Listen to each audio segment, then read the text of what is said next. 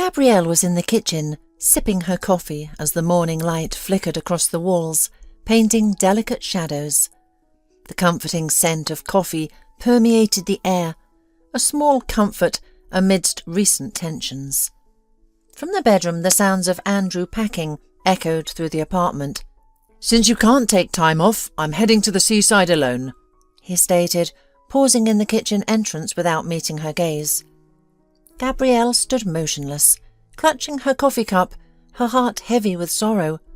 She said nothing, feeling the weight of their shattered plans like splinters under her skin. Despite her inner turmoil, she kept her emotions hidden. "All right," she murmured, gazing out the window. A new chapter unfolds. Andrew persisted. "We've been planning this vacation for 6 months. I can't just cancel it because of your work."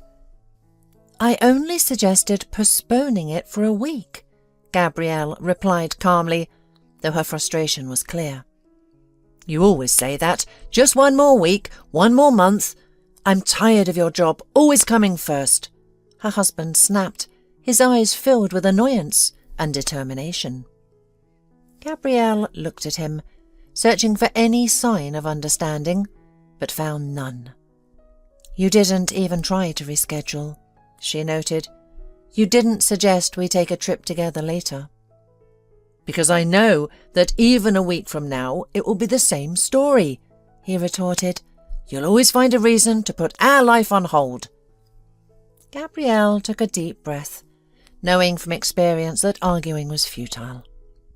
"He's made up his mind," she thought, and said aloud, "When do you leave?" "In 3 hours. I've already booked a taxi," he replied, not bothering to ask if she was all right with his decision. On the first day, she waited for his call, hoping he might miss her and regret his words. The call never came. Instead, a photo appeared on Instagram. "Finally free! Dream vacation!" By the second day, she noticed her phone battery lasted longer than usual. No need to constantly check for missed calls or messages. No need to respond to endless questions about his socks, clean clothes, dinner plans, etc. By the third day, the pain had subsided. Andrew's departure had lifted a burden she hadn't realized she was carrying. The solitude in the empty apartment felt liberating. At work, she threw herself into her tasks with renewed energy, making up for the cancelled vacation. She stayed late, took on additional projects and found solace in the quiet office. "Gabrielle, are you all right?" her boss, Mr. Williams, asked, finding her working late again. "You've been staying late for 3 days straight." "I just want to finish the quarterly report ahead of schedule," the woman replied, rubbing her tired eyes. "You should be resting, not working around the clock," he said, sitting on the edge of her desk. "Your husband went to the beach without you, and you're here wearing yourself out?" Gabrielle froze. Is everyone in the office discussing her personal life? She wondered. "Come on, don't look so surprised," Mr. Williams said, waving his hand dismissively. "He's been spamming his feed with photos. Every hour a new one." She couldn't help but check her phone. Indeed, Andrew's Instagram was filled with snapshots.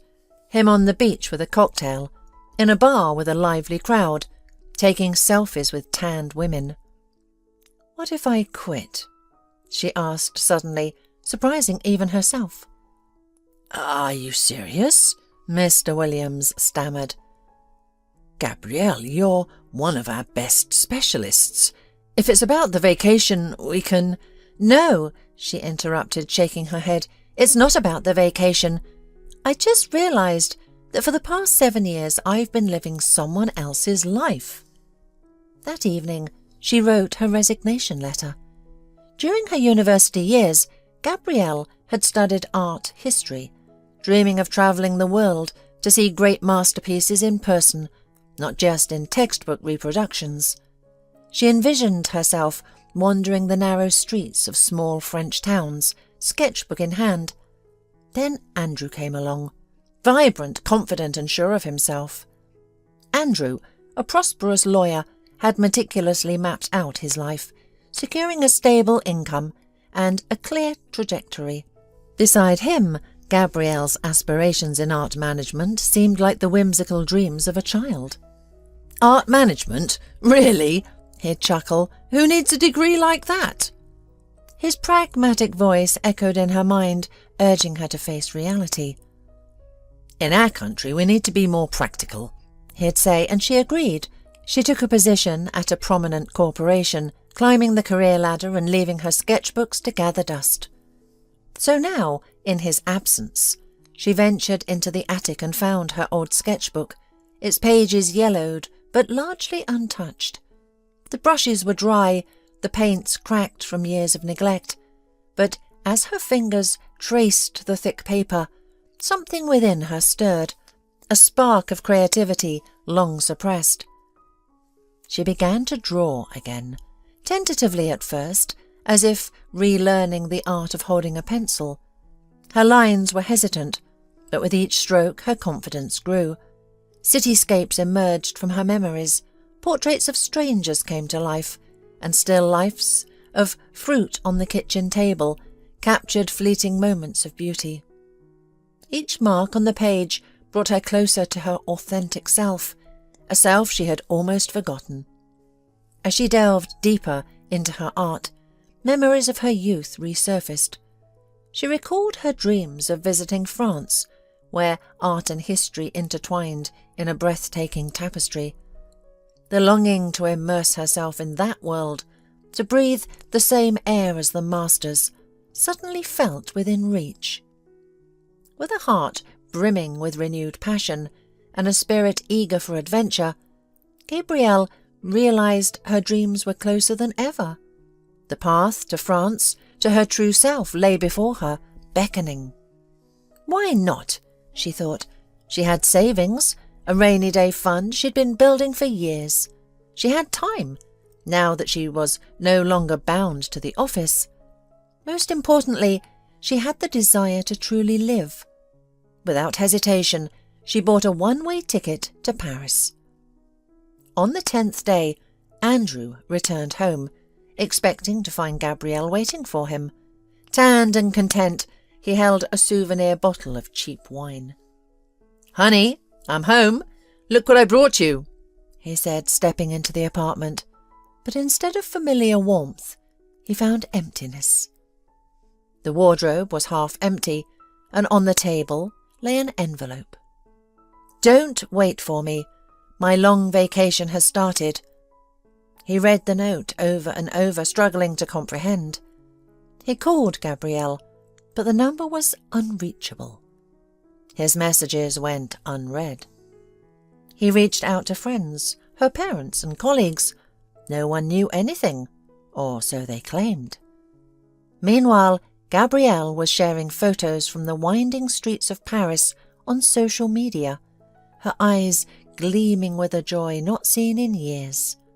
She sat in a small cafe, sketchbook open, the sun dancing in her hair. Behind her, the Eiffel Tower stood proudly. Beside her espresso lay a sketch of an old Frenchman playing the accordion. "The first day of my new life," the woman captioned it, with the hashtag "finally free." Andrew felt a mix of jealousy and resentment as he scrolled through the photos. How could she be happy without him? He dialed his friend Kenneth's number. "Kenneth, you won't believe what she did," he began, his voice tense. "She packed her things and left, didn't even warn me." "And didn't you do the same, Kenneth?" Andrew's friend asked calmly, his words piercing through his indignation. "What do you mean? I went on vacation. I even bought her souvenirs," Andrew retorted. "Andrew, she asked you to wait a week so you could go together. You refused," Kenneth pointed out. "Well, because she always puts work first," Andrew countered. "She resigned from her job to be with you, and you left." Kenneth's voice was laced with irony. Andrew was stunned. "Gabrielle quit? When? Why didn't she tell me?" She called Anya for advice before quitting, the day after you left, Kenneth revealed. Andrew sank onto the couch, grappling with the revelation. While he revelled in his freedom, Gabrielle had been making significant life changes. "What do I do now?" he asked, feeling lost. "I don't know, buddy," Kenneth sighed, "but it looks like you really messed up." Andrew stood in the empty apartment, realizing he had lost more than a life partner. He had lost someone who was willing to make sacrifices for him, who endured his selfishness, and who saw the best in him even when he couldn't see it himself. Meanwhile, Gabrielle embraced her new life in Paris. She sat on the balcony of her rented apartment, capturing the cityscape with her brush. The gentle French morning sun warmed her as the aroma of fresh bread wafted from a nearby bakery. Her phone buzzed with another message from Andrew, one of the many over the past week. Initially angry and accusatory, they went unanswered as she focused on her newfound freedom and happiness. "How could you do this to me? You've ruined our family." Then Andrew's messages shifted from accusations to pleading. "Please come back. Let's talk about this. I've come to my senses. I'll change." And finally his tone grew more insistent. "I'm flying to Paris. We need to talk." Gabrielle read the messages, feeling a mix of emotions. A pang of guilt, a flicker of anger, but mostly a sense of resolve. She had made her choice, and it was time to stand by it. Returning to her sketch, she added delicate strokes, capturing the interplay of light and shadow on the ancient walls. These days felt like awakening from a long hibernation. The world around her burst into vivid colours, sounds and scents, each moment savoured with a hunger long forgotten. That evening she attended a gathering of local artists, drawn by a notice at a cafe. The small gallery buzzed with creative energy, filled with people of diverse ages and backgrounds, all discussing art with passion. Gabrielle felt a sense of belonging she hadn't experienced in years. "Are these your sketches?" an older Frenchman asked, leafing through her sketchbook. "You have talent, young lady." "Thank you," she replied, a slight blush on her cheeks. "I'm just starting out." "At your age, Michelangelo had already sculpted the Pieta," he chuckled, "but it's never too late to begin. I'm Louis. I teach at the art school. Come by tomorrow if you like." Gabrielle felt a spark of excitement. This was the beginning of a new chapter, one filled with possibilities and the promise of artistic growth. What began as a week's escape in Paris blossomed into a month, then an entire semester. Andrew, driven by desperation and regret, eventually flew to Paris to find Gabrielle. He tracked her down through her vibrant social media posts and stood at her doorstep, clutching a bouquet of roses, their scent mingling with the crisp air. "Gabrielle, we need to talk," he said as she opened the door, his voice tinged with a mix of hope and anxiety. "All right," she replied calmly, stepping aside to let him in. Her voice was steady, devoid of the bitterness or resentment he might have expected. Instead, it carried the tranquility of someone who had found inner peace amidst the chaos. Andrew took a deep breath, his rehearsed speech tumbling out. "I was selfish. I didn't appreciate you or see how much you sacrificed for us. I'm sorry, Gabrielle. Please, let's start over." Gabrielle looked at him, seeing the man she had once loved, handsome, confident, charismatic, but she also saw the stark contrast between the person he was and the woman she had become. Her journey to Paris had awakened something within her, a strength and clarity that had long been suppressed. "No, Andrew," she said softly, her voice filled with a quiet resolve. "We can't start over, because I'm not the same woman I was. I've found myself, the real me, and I cherish this woman. For the first time in years, I feel truly alive." Andrew's expression darkened, his voice rising in frustration. "Gabrielle, this is ridiculous. You can't just throw away 10 years of marriage because of some whim."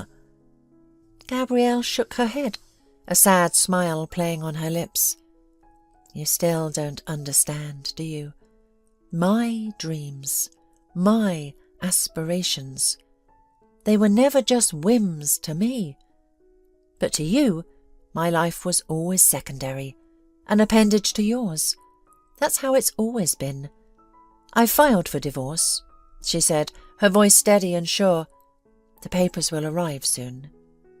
As she spoke, she felt a sense of liberation, knowing that she was finally choosing herself, embracing the life she had always yearned for.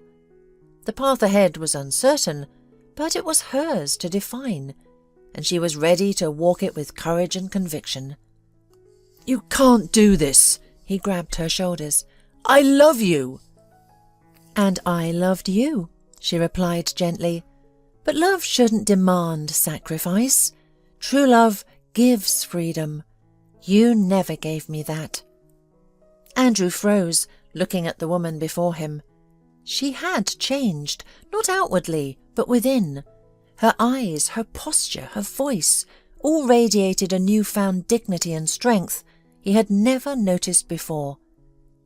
"Goodbye, Andrew," she said softly, gently freeing herself from his grasp. "I hope you find your happiness." Andrew stepped out of Gabrielle's apartment, the blazing Paris noon sun momentarily blinding him. Around him, tourists captured memories against the backdrop of old buildings. Street musicians filled the air with melodies of love, and artists sketched portraits of passers-by. He stood amidst the bustling scene, feeling an unfamiliar sense of loss. He had lost more than just a wife. He had lost a future he had taken for granted, the certainty that his world was the centre of everything, and the right to be the focal point of someone's universe. Meanwhile, Gabrielle had discovered a profound freedom, the freedom to be herself, to chase her dreams, and to love herself as deeply as she once loved him. Her Instagram featured a new photo. Gabrielle standing before the Fontaine Medici, her smile radiant as she tossed a coin over her shoulder. The caption read, "They say if you throw a coin, you're sure to return to Paris. But I have no plans to leave." Hashtagged with "My eternal love" and "New life." It was a testament to her newfound joy and independence. As Andrew wandered the streets, the weight of his realization settled in. He had underestimated the strength and resilience of the woman he had married, and in doing so, he had lost something far more precious than he had ever imagined.